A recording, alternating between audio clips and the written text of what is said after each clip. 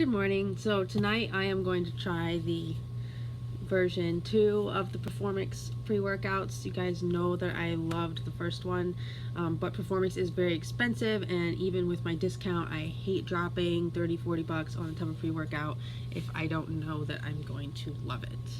So I went through and compared the labels ingredient by ingredient so that you guys don't have to, and then when I use this one tonight I'll have a little bit of feedback on what worked best. Couple things that I really like that make me think this is going to be good. The serving size is 13.7 grams as opposed to 5.3 grams. And I did all the math and added up the, well, you take the label and you look at it and you see, okay, well the serving size is 13.7, and then you add up all of the core ingredients and see how much that is all together, and it comes out to over 12 grams. So then you compare that to the serving size and you say, okay, well I have less than 1 gram of filler. That's really good. The fillers being stuff like anti-caking agents, calcium silicate, which could also act as a neurotransmitter, but I'm pretty sure that's not why they put that in here. I think it's for the anti-caking. As opposed, this also has very little filler. It's 5.7 grams, and then it comes out to close to 5 grams of ingredients. But it just makes me feel like I'm really getting my money's worth. The main difference between these, besides the serving size, this one has 300 and I wrote it down. Caffeine.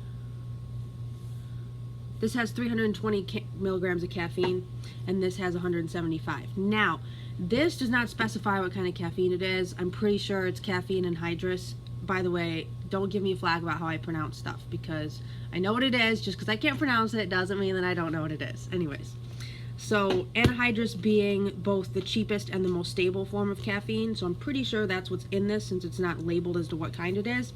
This is caffeine malate. Which theoretically, there's no research to support this, but theoretically is supposed to break apart in your stomach a lot faster, so you get a quicker hit. However, caffeine malate is only 70% bioavailable as opposed to 98% bioavailable, so even though there's 320 milligrams, it's not really as big of a difference as it looks like. It's probably closer to the difference of 175 versus maybe 250 milligrams of caffeine, so it's not quite as big as it seems. Moving on from there, this product has niacin in it. I like the niacin flush. Niacin is a vasodilator. It's sometimes used to treat high blood pressure and cholesterol. I like that. However, because there's so many stimulants in this, stimulants are by definition vasoconstrictors, meaning they increase your blood pressure.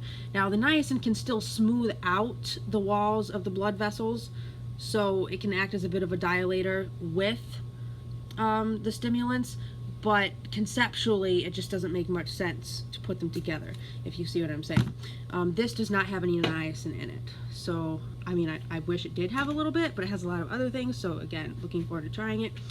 This also has sodium and potassium in it, which are neurotransmitters. I don't get a lot of sodium in my diet, and for most people I would say it's probably unnecessary.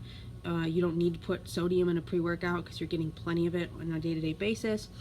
But for hardcore athletes who aren't really salting their food, or you're just working out really hard, maybe you need some extra sodium. And the potassium's in there as well. And I don't eat bananas, so that's good to have. This has neither the sodium nor potassium in the regular ingredients. They're listed as negligible in the little postscript. Anything in the postscript is like less than 2% of the entire package. Alright, moving on from there.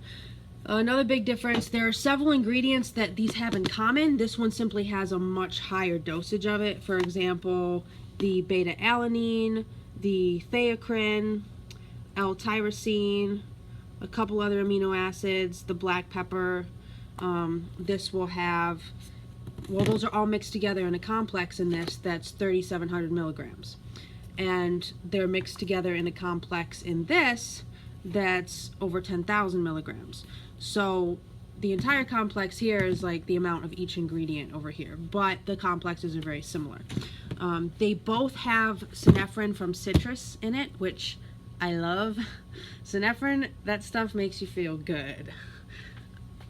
I don't think I've ever taken a product with synephrine in it that I didn't like. you can do your own research on if that's something that you want to put in your body. I'm just saying I've used it, I love the results, and I haven't really had any negative side effects. Let's see, what else? I think that's it. So the biggest difference is your caffeine dosage, a significantly larger dosage of ingredients in this product, no niacin, and added neurotransmitters. So there you go. I will make a post later tonight about how they add up. Thanks for watching.